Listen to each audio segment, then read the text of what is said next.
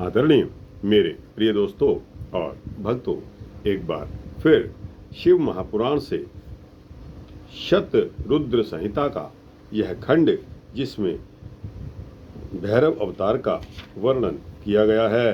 दोस्तों, यह सूक्ष्म वृत्तांत 6-7 मिनट का होने वाला है।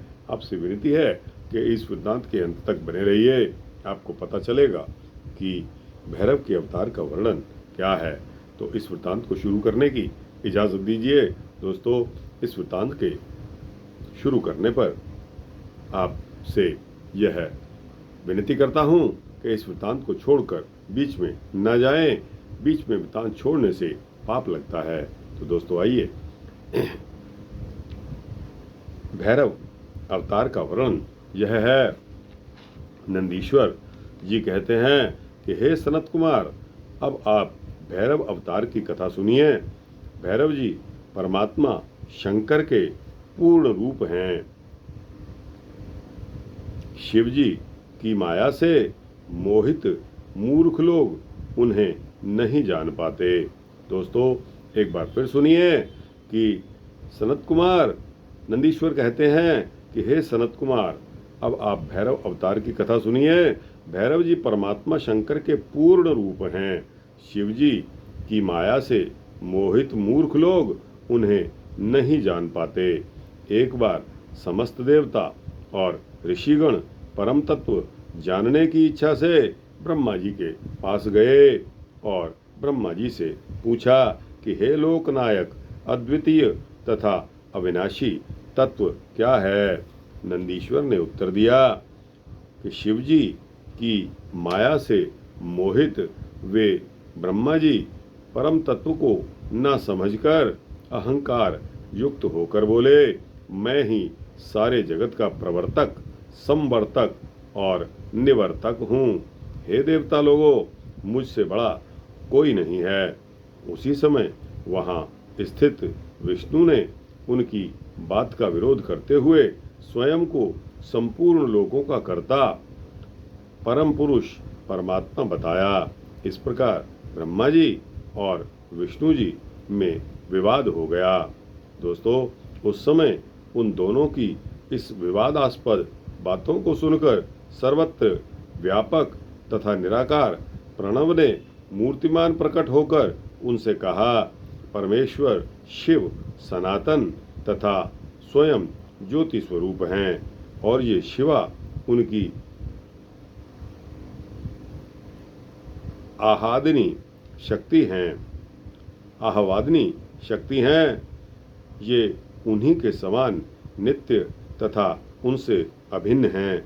ओंकार के इस प्रकार कहने पर भी उस शिव माया से मोहित ब्रह्मा और विष्णु का ज्ञान जब दूर नहीं हुआ, तब उसी समय अपने प्रकाश से पृथ्वी तथा आकाश के अंतराल को पूर्ण करते एक महान ज्योति उन दोनों के बीच में प्रकट हो गई।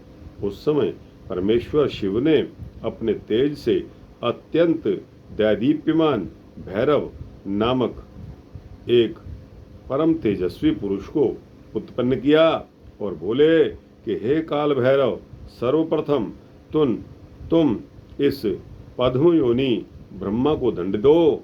तुमसे काल भी डरेगा, अतः तुम काल भैरव कहे जाओगे। हे कालराज, सभी पुरियों में श्रेष्ठ जो मेरी मुक्तिपुरी काशी है, तुम सदा उसके अधिपति बनकर रहोगे। नंदीश्वर बोले कि काल भैरव ने इस प्रकार के वरों को पाकर अपनी बाईं अंगुलियों के नखों के अग्रभाग से ब्रह्मा का 5वां सिर तत्क्षण ही काट डाला। उसके पश्चात ब्रह्मा के सिर को कटा हुआ देखकर विष्णु बहुत भयभीत हो गए और शतरुद्रीय मंत्रों से भक्तिपूर्वक शिव जी की स्तुति करने लगे। हे मुने, तब भयभीत हुए ब्रह्मा जी भी शतरुद्रीय मंत्र का जाप करने लगे। इस प्रकार वे दोनों ही उसी क्षण अहंकार रहित बन गए। अहंकार का त्याग करने पर ही मनुष्य परमेश्वर को जान पाता है। इसके बाद ब्रह्मा जी तथा विष्णु को अहंकार रहित जानकर परमेश्वर शिव प्रसन्न हो गए और उन प्रभु ने उन दोनों को भय रहित कर दिया।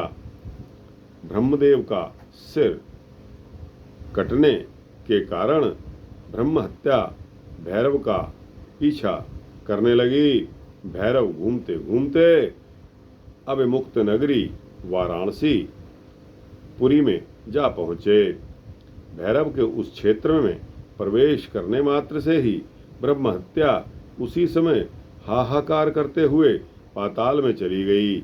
उसी समय भैरव के हस्तकमल से ब्रह्मा जी का कपाल पृथ्वी पर गिर पड़ा। तब से वह तीर्थ कपाल मोचन नाम से प्रसिद्ध हो गया।